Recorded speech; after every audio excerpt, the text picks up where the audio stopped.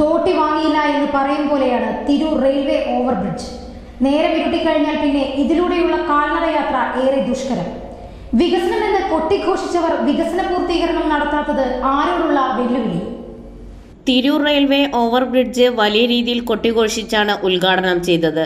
ഈ പാലം വന്നതോടുകൂടി തിരൂർ നഗരത്തിലെ ഗതാഗത തടസ്സത്തിന് വലിയ മാറ്റമാണ് ഉണ്ടായിട്ടുള്ളതും. എന്നാൽ നേരം ഇരുട്ടിക്കഴിഞ്ഞാൽ പാലവും പൂർണ്ണമായും ഇരുട്ടിലാണ്. പഴയ പാലത്തിലൂടെ വാഹനങ്ങൾ പോകുന്നതിന് തടസ്സമൊന്നുമില്ലെങ്കിലും കാൽനടയാത്രക്കാർക്ക് ഈ പഴയ പാലത്തിലൂടെയുള്ള നടത്തം ഏറെ ദുഷ്കരമാണ്.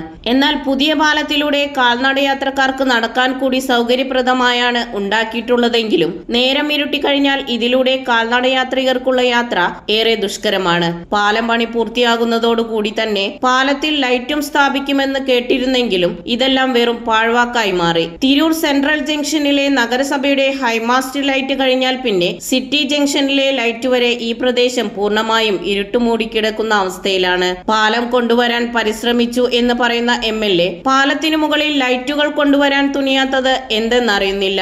ആന വാങ്ങി തോട്ടി വാങ്ങിയില്ല എന്ന് പറയും പോലെയാണ് ഇപ്പോൾ ഈ പാലത്തിന്റെ അവസ്ഥ. ന്യൂസ് 99 തിരൂർ.